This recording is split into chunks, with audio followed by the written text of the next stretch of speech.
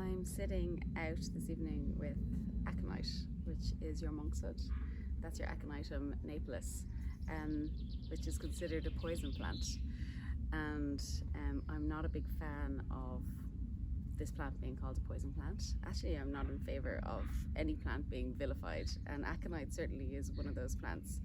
And that's a very human perspective on the world, and seeing things through a human's perspective, I feel is a very limiting way to experience life.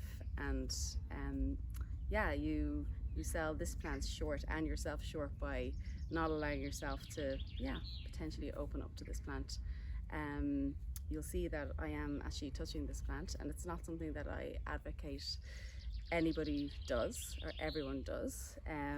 Myself and Ross are very used to working with this plant. We grow a lot of poison plants, and we're working with herbs and touching them and processing them, or in the nursery with them pretty much every day of the year. So we're very used to plants like Aconite and to touching them. And other baneful herbs we grow, like datura and belladonna and henbane and all those. And we're very used to them, and we know when to step back from these plants. This plant has just passed its potency, actually, so its potency would have been about, its most potent time would have been about 4 days ago, and I spent the last few weeks before that working with this plant. And it is incredibly mesmerizing, and it's really luring.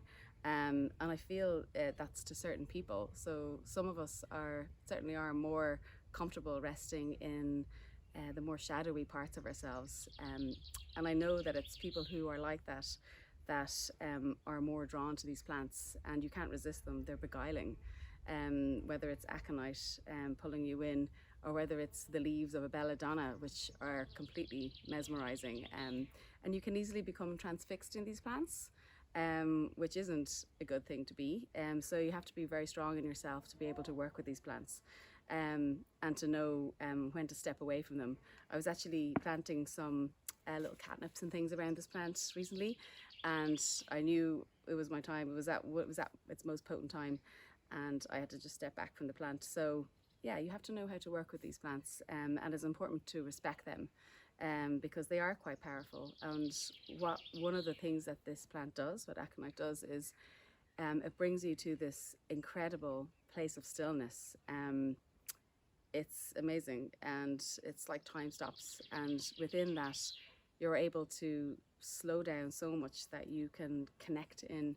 And what it does is it can bring up a lot of old or shadow parts of yourself that you've resisted, that you've hidden. It is a plant that is about fear and anxiety, and old fears and anxieties, and facing them.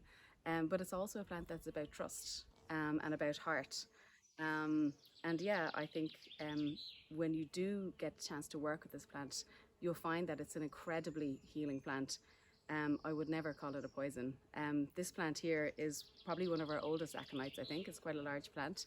And we grow, we've probably 2 or 3 other groups of aconites growing around, but this is just one plant. And I wouldn't really be without it. Another way in which people tend to vilify this plant is say that it doesn't like to grow around other plants, but it is friendly in the garden.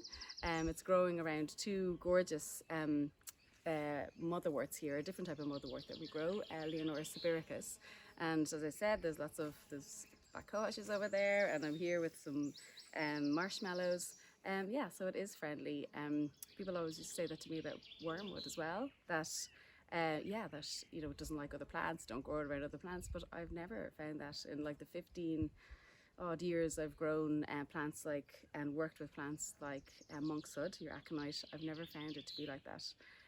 Yeah, so just a little bit on Aconite and some of its virtues, and there's loads of other ways in which it's healing. And yeah, myself and Ross, we've been asked before, and we would like to maybe facilitate something for people here at Ivywood that's more about connecting with these so-called poison plants. But yeah, they do deserve our respect. Don't ever just launch yourself into working with a plant like this. Do it with somebody who can guide you and who knows this plant very well. But it's an absolutely stunning healing plant, and it's a plant I wouldn't be without in our garden.